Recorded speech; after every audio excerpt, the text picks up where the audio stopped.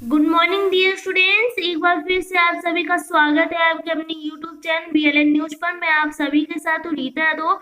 तो दोस्तों, आज का ये वीडियो बीएलएड बीएड एवं एमएड की एग्जाम की दृष्टि से बहुत ही ज्यादा महत्वपूर्ण होने वाला है। जैसा कि आप सभी लोग स्क्रीन पर देख रहे होंगे, आज के इस वीडियो पर मैं आप सभी को मापन एवं मूल्यांकन से संबंधित महत्वपूर्ण प्रश्नों के बारे में बताऊंगी। आप सभी लोग जानते हैं कि बुंदेलखंड विश्वविद्यालय ने इस बार निर्णय लिया है कि वह बीएलएड बीएड और एमएड के जो एग्जाम है एमसीक्यू बेस्ड कराएगी। उसी को लेकर ये वीडियो तैयार किया गया है। दोस्तों, पहले इस वीडियो पर हम लोग वन लाइनर फैक्ट जानेंगे, फिर इसके बाद एमसीक्यू बेस्ड क्वेश्चंस को सॉल्व करेंगे। इसलिए आप सभी लोग वीडियो के अंत तक बने रहिएगा। चैनल पर नया है तो चैनल को सब्सक्राइब जरूर कर लीजिएगा, क्योंकि इस चैनल के माध्यम से बीएलएड बीएड एवं एमएड से रिलेटेड जो भी छोटी बड़ी अपडेट होती है आप तक सबसे पहले पहुंचा दी जाती है। तो दोस्तों, आप लोग ये देख रहे हैं, ये एमसीक्यू बेस्ड क्वेश्चंस की सीरीज है और इसका पीडीएफ आप लोगों को हमारे टेलीग्राम ग्रुप में मिल जाएगा। मैं डिस्क्रिप्शन में लिंक डाल दूंगी और उस पीडीएफ पर आप लोगों को इनका आंसर भी मिल जाएगा। टोटल 40 प्रश्नों का ये पीडीएफ रहेगा। इसको हम बाद में सॉल्व करेंगे। सबसे पहले हम इम्पोर्टेंट फैक्ट जान लेते हैं। हम फैक्ट पढ़ने के बाद ये जो एमसीक्यू बेस्ड क्वेश्चन है उसे आप लोग आसानी से सॉल्व कर सकेंगे, इसलिए ये जानना बहुत ही ज्यादा जरूरी है। तो ये बेसिक सी जानकारी है। सबसे पहले हम लोग मूल्यांकन की परिभाषाएं जान लेते हैं। ये परीक्षा में अक्सर पूछ लिया जाता है। कोटेशन दी रहेगी और पूछा जाएगा कि किसके द्वारा बोला गया है। तो सबसे महत्वपूर्ण कोठारी आयोग द्वारा ये कई बार प्रश्नों में पूछा जा चुका है। कई प्रतियोगी परीक्षाओं में भी ये प्रश्न आया है, इसलिए आप लोग अपनी परिभाषाओं को जरूर ध्यान दे दीजिएगा। सबसे पहली परिभाषा है कोठारी आयोग द्वारा। तो कोठारी आयोग ने कहा है कि मूल्यांकन एक सतत प्रक्रिया है तथा शिक्षा की संपूर्ण प्रक्रिया का अभिन्न अंग है। ये शिक्षा के उद्देश्य की पूर्ण रूप से संबंधित है। मूल्यांकन के द्वारा शैक्षणिक उपलब्धि की भी जांच नहीं की जाती, बल्कि उसके सुधार भी सहायता मिलती है। तो दोस्तों, ये कोठारी आयोग द्वारा दी गई परिभाषा है। इसके बाद हन्ना के अनुसार विद्यालय द्वारा बालक के व्यवहार में लाए गए परिवर्तन के संबंध में परमाणु की संख्या और उनकी व्याख्या करने की जो प्रक्रिया वो मूल्यांकन कहते हैं। फिर मानो एक वैज्ञानिक है गुड्स, उन्होंने कहा है कि मूल्यांकन एक ऐसी प्रक्रिया है जिसमें सही ढंग से किसी वस्तु का मापन किया जा सकता है। तो दोस्तों, इसमें सबसे ज्यादा इंपॉर्टेंट है सबसे पहले वाली कोठारी आयोग, ये कई बार पूछी जा चुकी है। और जो एक सबसे लास्ट में मैंने दे रखी है रेमर्स एवं गेज के अनुसार, ये भी बहुत ही ज्यादा इंपॉर्टेंट है, कई बार पूछा जा चुका है, इसलिए आप लोग इनको रख लीजिएगा। मूल्यांकन में एक व्यक्ति या समाज दोनों की दृष्टि से उत्तम अथवा वांछनीय हो को माना जाता है। तो इन्होंने कहा कि मूल्यांकन व्यक्ति व समाज दोनों में जो वांछनीय परिवर्तन होते हैं वही क्या माने जाते हैं, मूल्यांकन माने जाते हैं। अब हम लोग मूल्यांकन से संबंधित महत्वपूर्ण फैक्ट पढ़ लेते हैं। दोस्तों, बहुत ही ज्यादा इंपॉर्टेंट है, एक एक फैक्ट आप लोग ध्यान से पढ़िएगा। सबसे पहले हम जान लेते हैं कि मूल्यांकन का अर्थ क्या होता है। तो दोस्तों, मूल्यांकन दो शब्दों से मिलकर बना हुआ मूलधन अंकन, जिसका शाब्दिक अर्थ होता है निर्णय लेना। जी हाँ दोस्तों, मूल्यांकन का जो शाब्दिक अर्थ होता है वह निर्णय लेना होता है। कई बार एक लाइन में पूछ लिया जाता है मूल्यांकन होता है, तो मूल्यांकन का अर्थ क्या होता है, निर्णय लेना। दूसरा है मूल्यांकन। हमारा सेकंड पॉइंट है कि मूल्यांकन से छात्र के व्यवहार का गुणात्मक एवं परिमाणात्मक का अध्ययन किया जाता है। तो दोस्तों, मूल्यांकन के द्वारा छात्र के व्यवहार का गुणात्मक पक्ष एवं परिमाणात्मक पक्ष का जो है अध्ययन किया जाता है। नेक्स्ट पॉइंट है मूल्यांकन निरंतर चलने वाली प्रक्रिया है। तो दोस्तों, ये बहुत ही ज्यादा इंपॉर्टेंट है कि मूल्यांकन कैसी प्रक्रिया है। तो मूल्यांकन एक निरंतर चलने वाली प्रक्रिया अर्थात जीवन से लेकर मृत्यु तक चलती रहती है।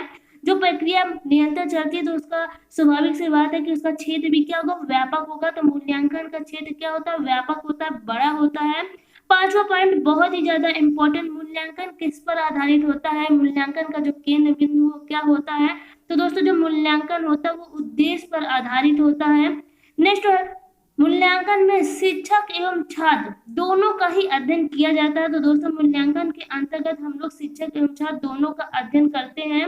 मूल्यांकन दो प्रकार का होता है, अभी हमने इससे पहले भी बात की, परिमाणात्मक और गुणात्मक। परिमाणात्मक जो मूल्यांकन है वो लिखित, मौखिक और प्रायोगिक के आधार पर किया जाता है, और जो गुणात्मक मूल्यांकन है वो साक्षात्कार, निरीक्षण एवं प्रश्नावली के आधार पर किया जाता है। मैंने कोष्टक पर लिख दिया है। एक बात और दोस्तों, इसका भी पीडीएफ आप लोगों को ग्रुप में मिल जाएगा और एमसीक्यू बेस्ड क्वेश्चंस का भी पीडीएफ आप लोगों को ग्रुप में मिल जाएगा। डिस्क्रिप्शन में लिंक मिल जाएगी टेलीग्राम ग्रुप की हमारी। नेक्स्ट है मूल्यांकन प्रक्रिया में 3 अंग होते हैं। तो दोस्तों, आप लोगों को कुछ याद आ रहा है, ज्ञानात्मक, भावात्मक, क्रियात्मक। ये ब्लूम का मॉडल है। उन्होंने कहा था कि मूल्यांकन प्रक्रिया में 3 अंग होते हैं, ज्ञानात्मक पक्ष होता है, भावात्मक पक्ष होता है और क्रियात्मक पक्ष होता है। कई बार क्वेश्चन ऐसे भी पूछ लिया जाता है कि मूल्यांकन में कितने उपागम होते हैं, तो आप लोगों को 3 में टिक करना है। मूल्यांकन एक किस प्रकार की प्रक्रिया है? त्रिमुखी है, त्रिपदीय प्रक्रिया है।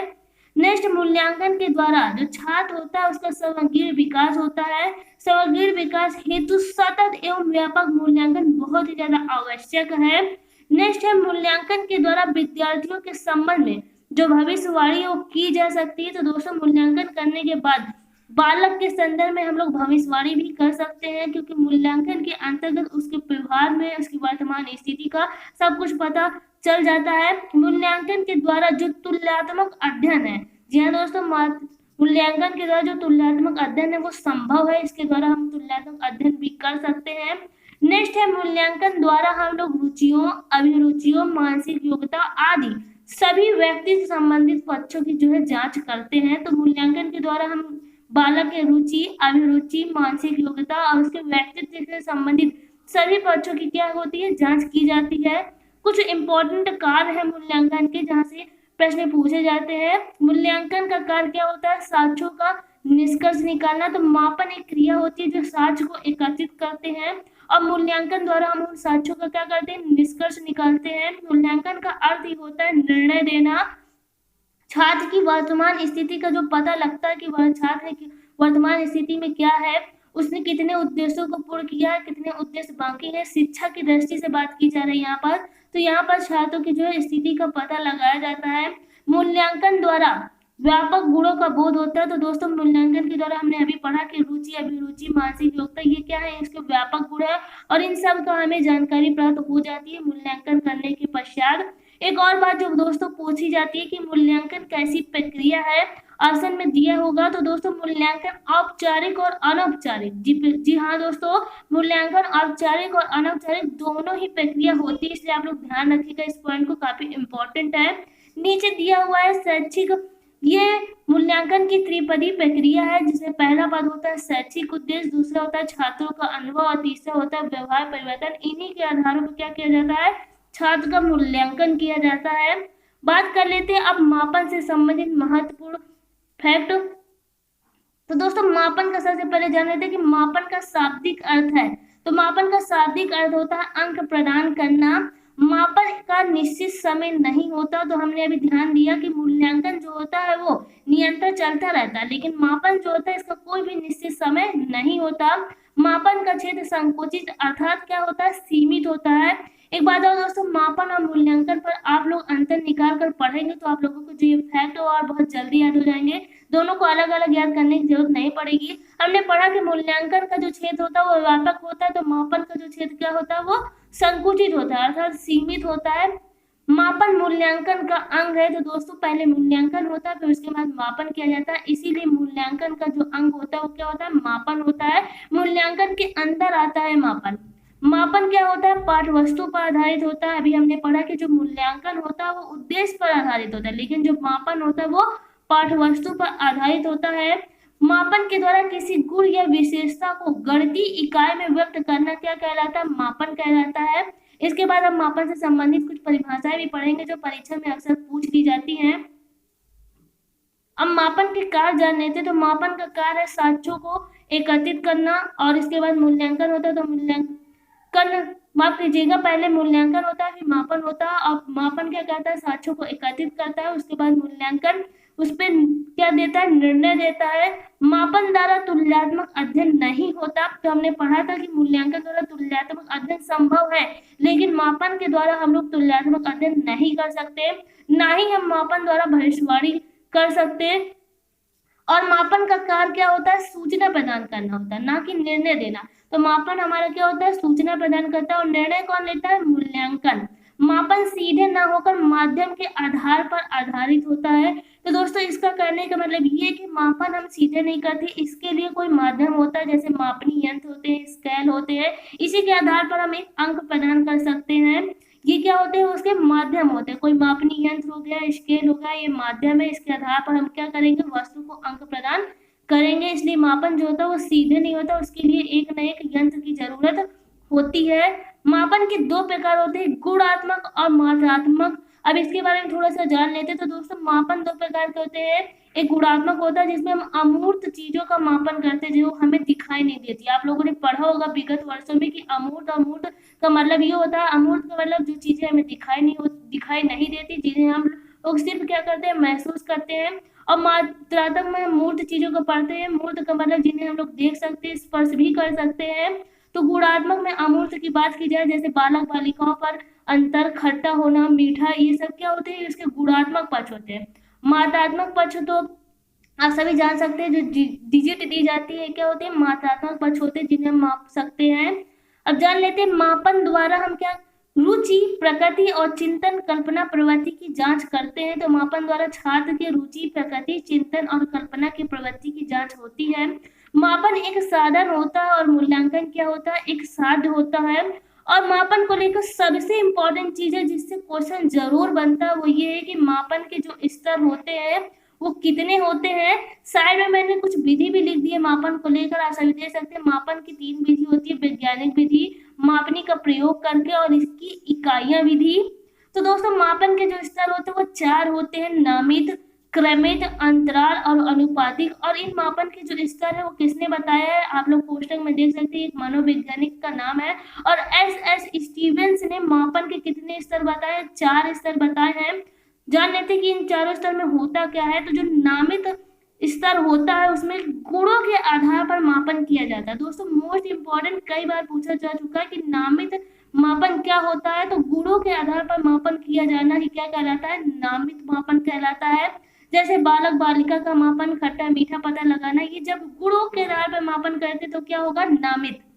क्रमित, क्रम के आधार को बनाकर मापन किया जाता तो क्या होता है, क्रमित। एग्जाम्पल में मैंने लिख दिया, जैसे सबसे ज्यादा अंकों वाली सूचियां, जैसे आपके क्लास में जो टॉपर श्रेणी होती है 1 से 10 तक लेकर, वो सबसे पहले बनाई जाती है। तो ये क्या होते हैं, क्रमित होते हैं, क्रम से दिए रहते हैं। प्रथम पहला स्थान पाने वाला, दूसरा स्थान पाने वाला, तीसरा स्थान पाने वाला, इससे अब आपको क्रम से मिलेगा। इसी प्रकार धनी लोगों की जैसे कोई सूची बनाई गई, जो धनवान लोग होते हैं उनकी एक करके दूसरे तीसरे करके सूची बनाई जाती है। क्रिकेट में रैंकिंग निर्धारित की जाती है, सब क्या है, क्रमित मापन है। तीसरा है हमारा अंतराल मापन। तो निश्चित अंतराल में मापा गया मापन क्या होता है, अंतराल मापन होता है। जैसे 1 से 50 अंक पाने वाले कितने छात्र हैं, तो 5 है, ये क्या दिया गया है, अंतराल। 50 से 100 अंक पाने वाले कितने छात्र हैं, तो 10 है, ये क्या होता है, आपका अंतराल मापन होता है। नेक्स्ट है जो बहुत ही ज्यादा इंपॉर्टेंट है, अनुपातिक मापन क्या होता है। तो दोस्तों जब किसी व्यक्ति के एक गुण को दूसरे व्यक्ति के उसी गुण से तुलना की जाती है तो क्या किया जाता है, अनुपातिक मापन किया जाता है। जैसे कि आपके पास 4 किताबें हैं और उसके पास 5 किताबें हैं, राम के पास 5 किताबें हैं, शाम के पास 4 किताबें हैं, अर्थात उन दोनों के एक ही गुण की क्या की गई है, तुलना की गई है, एक ही गुण का मापन किया गया है, तो वो क्या कहलाता है, अनुपातिक मापन। अब जान लेते हैं मापन की जो परिभाषा है। तो दोस्तों सबसे ज्यादा इम्पोर्टेंट है वो है एस स्टीवेंस की, मैंने इम्पोर्टेंट लिख भी दिया है। तो सबसे पहले हम थॉर्नडाइक की पढ़ लेते हैं, जो कुछ भी अस्तित्वमय है उसका अस्तित्व कुछ परिणाम में होता है। ये किसने कहा है, थॉर्नडाइक ने कहा है। एस स्टीवेंस मोस्ट इम्पोर्टेंट, मानव किन्हीं निश्चित स्वीकृति नियमों के अनुसार वस्तुओं को अंक प्रदान करने की जो प्रक्रिया है वो क्या है, मापन है। एस स्टीवेंस ने कहा है कि मापन किन्हीं निश्चित स्वीकृत नियमों के अनुसार वस्तुओं को एक अंक प्रदान करने की प्रक्रिया क्या है, मापन है। आप लोग यहाँ पास पकड़ सकते हैं निश्चित स्वीकृति नियम। नेक्स्ट है E.A. पील के अनुसार मापन का उद्देश्य व्यक्ति को एक संतुलित व्यक्तित्व प्रदान करना है ताकि वह समाज द्वारा प्रेरित उत्तरदायी का निर्वहन कर सके। तो दोस्तों हम लोगों ने मूल्यांकन और मापन से संबंधित महत्वपूर्ण तथ्यों के बारे में जाना। अब हम लोग इससे संबंधित जो MCQ बेस्ड है वो क्वेश्चन सॉल्व करेंगे। तो आप लोगों को MCQ बेस्ड क्वेश्चन की जो सीरीज है मेरे पास, वो मैं आप लोगों को PDF के रूप में टेलीग्राम ग्रुप पर प्रोवाइड करा दूंगी और उसी PDF में आप लोगों को इसका आंसर भी मिल जाएगा। आप लोग इसे सॉल्व करिएगा ताकि आप लोगों की जो तैयारी है वो बेहतरीन हो सके। आप लोगों को जो फैक्ट मैंने बताया उसी से संबंधित हो गए और उम्मीद है कि आप लोग ज़्यादा से ज़्यादा क्वेश्चन सॉल्व कर सकेंगे। तो दोस्तों मिलते हैं अपने अगले वीडियो पर। जय हिंद, जय भारत।